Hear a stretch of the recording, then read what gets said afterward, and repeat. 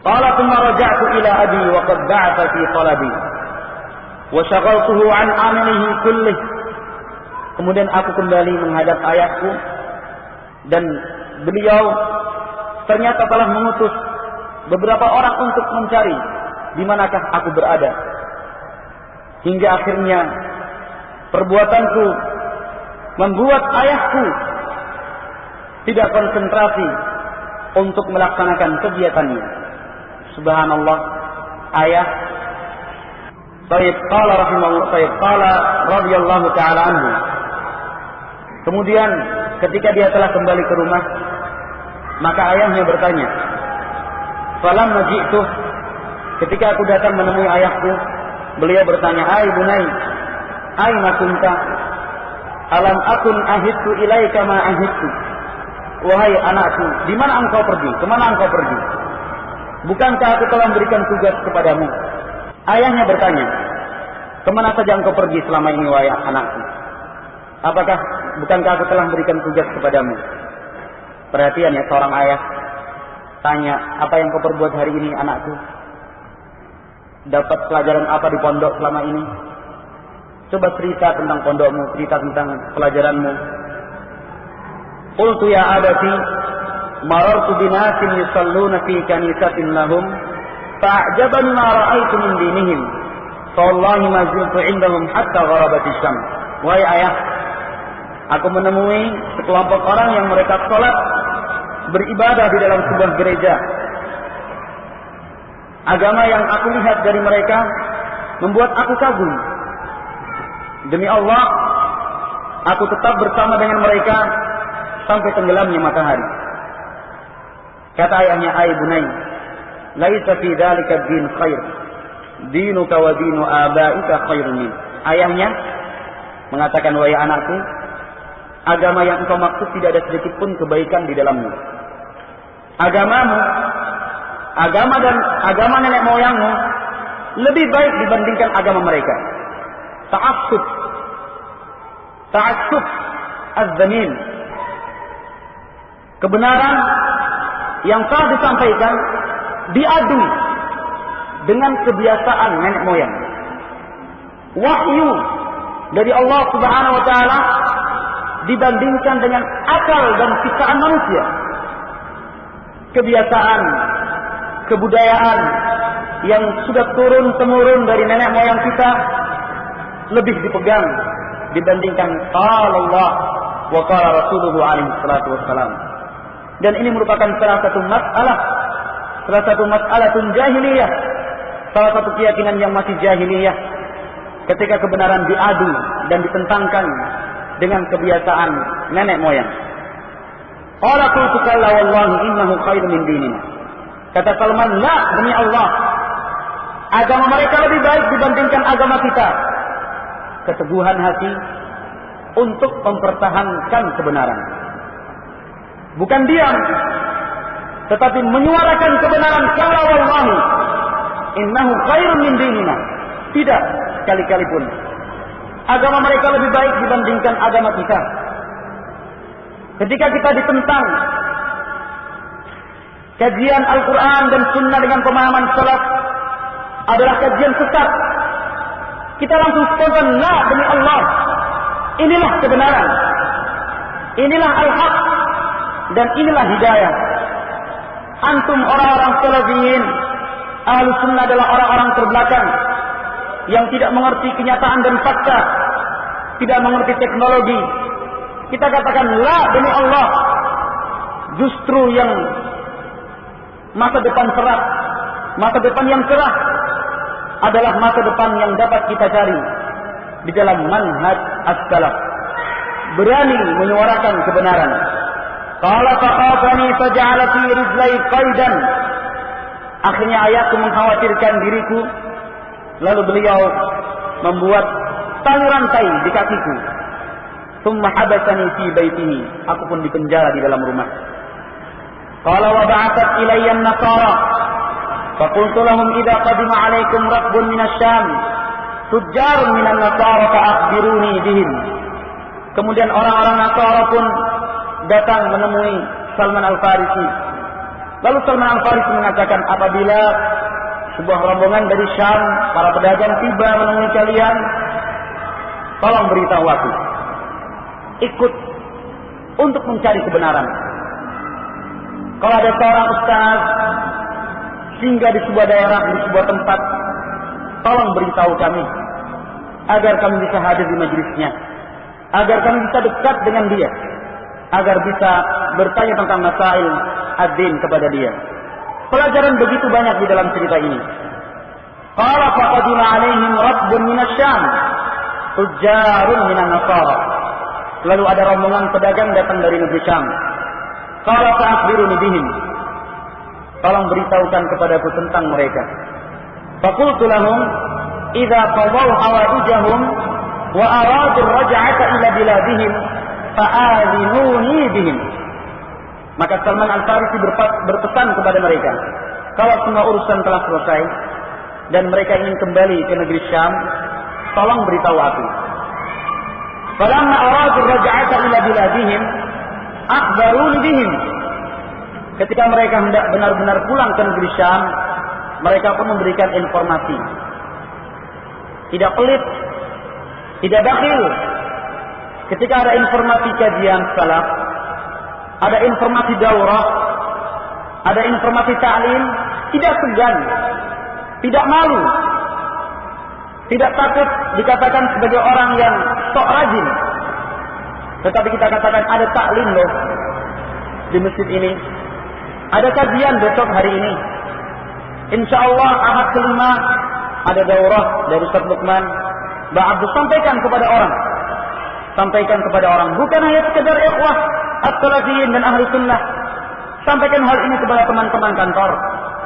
Sampaikan hal ini kepada teman-teman para pedagang, kaum muslimin yang awam. Sampaikan ke tetangga.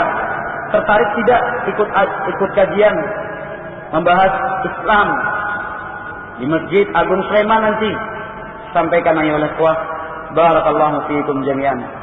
Tayyib, fa'alqaitul hadida min rijlai, thumma kharajtu ma'ahum hatta qadimtu Syam.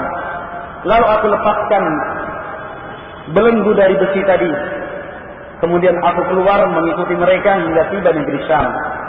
Ketika aku tiba di negeri Syam, qultu man afdalu ahli hadha din. Siapakah orang yang paling terhormat di dalam agama ini? Yaitu agama Nasara. Qalu al-uskup fil kanisah. Uskup di dalam gereja. Qala fajitu. Aku pun datang menemui uskup tersebut. Inni qad raghibtu fi hadha ad-din wa ahbabtu an akuna ma'aka ahduka fi kanisatik wa ta'allamu minka wa usalli ma'ak. Kata Salman, aku tertarik dengan agama ini. Dan aku ingin bersama denganmu menjadi pelayanmu di dalam gereja. Belajar dari dirimu, beribadah bersama denganmu. Subhanallah. Ayyuhal ikhwa barakallahu fiikum jami'an. Menjadi orang yang dekat dengan seorang ahli ilmu, siap melayani, menawarkan bantuan agar lebih dekat, menjadi salah satu cara kita memperoleh ilmu yang lebih dibandingkan yang lain. Abdullah bin Mas'ud, Anas bin Malik, Abdullah ibn Abbas, Abu Hurairah radhiyallahu ta'ala anhu, wadhkur kam min sahabatin Nabi alaihi salatu wassalam. Kemudian terus sebutkan nama-nama sahabat Nabi alaihi salatu wassalam yang dikenal sebagai orang yang pandai. Abu Bakar, Al-Khulafa Ar-Rasyidin, Umar, Utsman dan Ali adalah khawasul Nabi, orang-orang yang terdekat dengan Nabi, orang-orang kepercayaan Nabi Muhammad alaihi salatu wassalam. Sehingga tingkat keimanan ketakwaan mereka tentunya lebih tinggi tingkatannya dibandingkan para sahabat yang jarang berkumpul dengan Nabi sallallahu alaihi wasallam. Tingkat keilmuan para sahabat yang senantiasa ingin dekat dengan Nabi alaihi salatu wassalam tentu lebih dalam keilmuannya dibandingkan yang jauh dari Nabi Muhammad alaihi salatu wassalam. Jangan ragu, jangan malu untuk menjadi sahabat karib seorang ustaz. Jangan malu, jangan sungkan dan segan untuk menjadi orang yang dekat dengan seorang guru. Karena dengan cara seperti ini kita akan mendapatkan ilmu yang lebih. Barakallahu fiikum jami'an. Qala fadkhul fadakhaltu ma'ak. Maka kata uskup tersebut masuk. Maka aku pun masuk bersama dengan dia. Ternyata fakana rajulan sauqin ya'muruhum bis-shadaqati wa yuraghibuhum fiha. Fa idza jama'u ilayhi minha asya'a tanazahu li nafsihi walau yu'ti al-masakin hatta jama'a sabaqilal min zahabin wa waris. Ternyata setelah lebih dekat dengan uskup tersebut, maka belangnya terlihat. Uskup itu adalah orang yang buruk perangai, menganjurkan orang untuk bersedekah, menganjurkan orang untuk mengumpulkan sedekah kepada dia. Setelah terkumpul harta yang begitu banyak, ternyata disimpan untuk kepentingannya sendiri. Kalau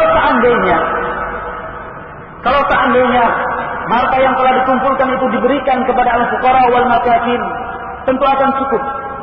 Sampai akhirnya dia mengumpulkan 7 peti yang begitu besar. Di dalamnya terdapat emas dan perak. Fitnah dunia, ayolah kuat. Berat sekali wallah. Ketika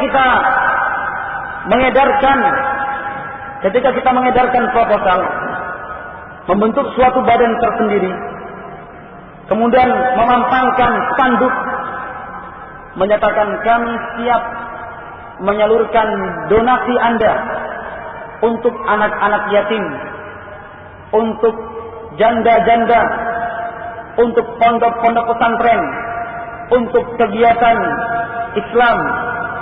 Berat, subhanallah, berat. Ketika kita laksanakan hal ini, artinya kita mencari beban.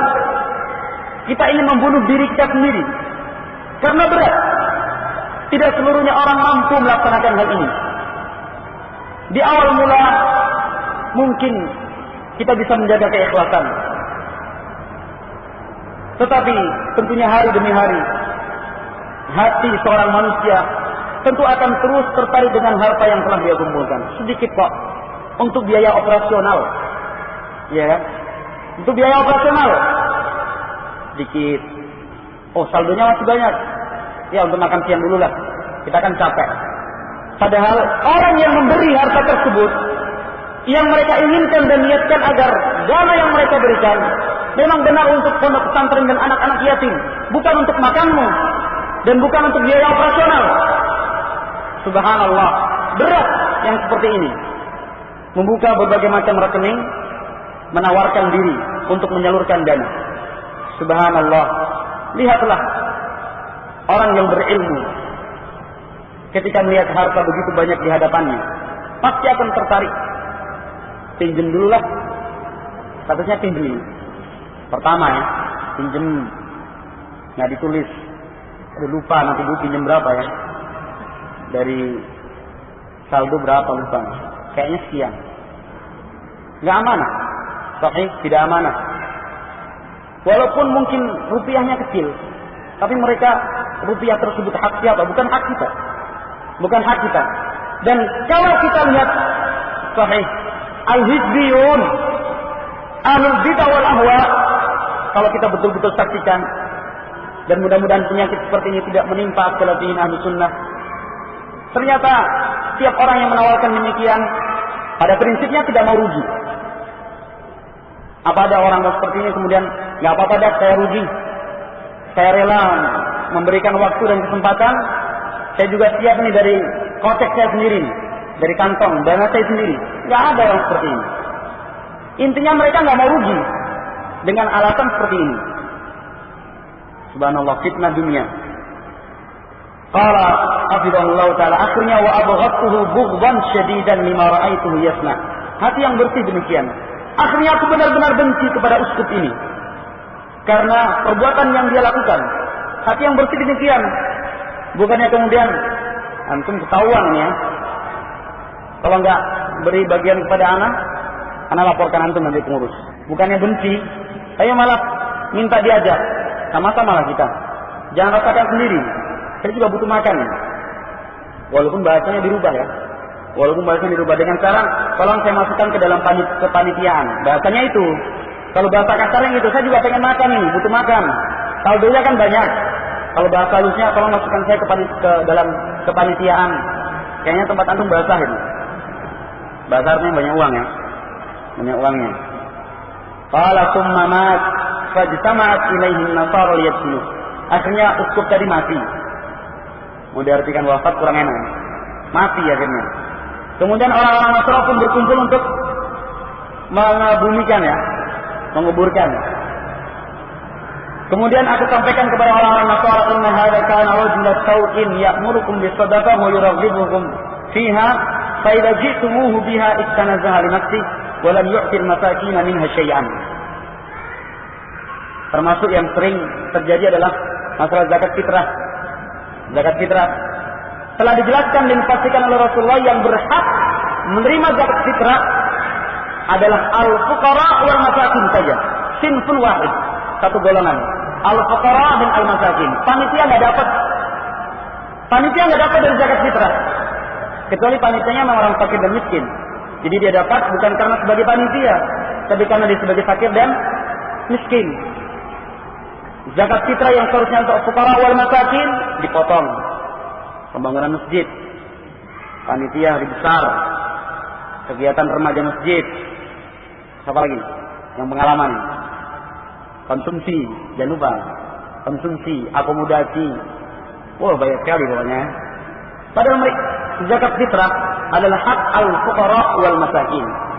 Zakat mal, zakat harta baru al-amilina 'alaiha, orang yang bertugas dapat bagian.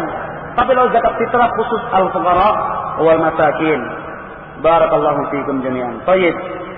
Setelah meninggal dunia, Salman Al-Farisi menjelaskan orang ini orang jahat, mengajak kalian sedekah, menganjurkan kalian sedekah, setelah harta kalian bawa kepada dia disimpan untuk dirinya sendiri, tidak diberikan kepada orang-orang berhak al-masakin. Qalu wa ma ilmuka bidzalik? Orang-orang Nasara tanya, dari mana kamu tahu?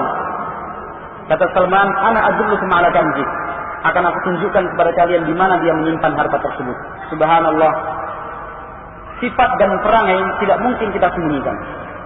Antum orang baik mau berusaha menyembunyikan sifat baiknya, pasti akan ketahuan juga. Oh ternyata fulan yang baik. Kita punya sifat dan perangai buruk, berusaha kita sembunyikan agar tidak diketahui oleh orang dan kita tidak ikhlas di dalamnya. Suatu saat akan terbongkar juga wal'iyadzubillah. Kesalahan, kemaksiatan yang kita perbuat tatkala kita tidak bertaubat dan istighfar kepada Allah akan diperlihatkan oleh Allah Subhanahu wa taala. Kata Utsman Ibn Affan radhiyallahu taala anhu, "Ma ahadun atarra sariqatan illa abdaha Allah min safahati wajhi wa falatati lisani." Kata Utsman Ibn Affan, tidak ada seorang pun yang menyembunyikan sebuah rahasia, perangai buruk, kecuali pasti Allah akan tampakkan melalui lipatan mukanya dan melalui bahasa Indonesia apa kalau kepucot itu? Keceplosan ya. Pasti akan ketahuan ketika di keceplosan, betul nih. Saya bertanggung jawab bahasa Indonesia nih. Yang dari luar Jawa nanti tanya sama yang Jawa. Akhirnya kepucot juga, ketahuan. Akhirnya ketang juga, ayo al-ikhwah. Barakallahu fiikum jami'an. Baik, thumma matat Said. Setelah itu ditunjukkan oleh Salman Al-Farisi tempat penyimpanan harta tadi. Said. Fastakhraju minhu sab'a qilalin mamlu'atin dhahaban wa wariqa. Akhirnya mereka mengeluarkan 7 kotak besar yang penuh dengan emas dan perak. Falamma ra'awha, ketika mereka lihat, wallahi la nafsinuhu abadan, demi Allah saking bencinya kita tidak akan menguburkan dia selama-lamanya. Fasalabu thumma rajamuhu bil hijarah. Setelah itu orang tadi uskup disalib, dilempar pakai batu, dibiarkan begitu saja. Azab diberikan Allah Subhanahu wa taala kepada setiap orang yang berkhianat, tidak punya amanah di dunia dan di akhirat. Di dunia dan akhirat.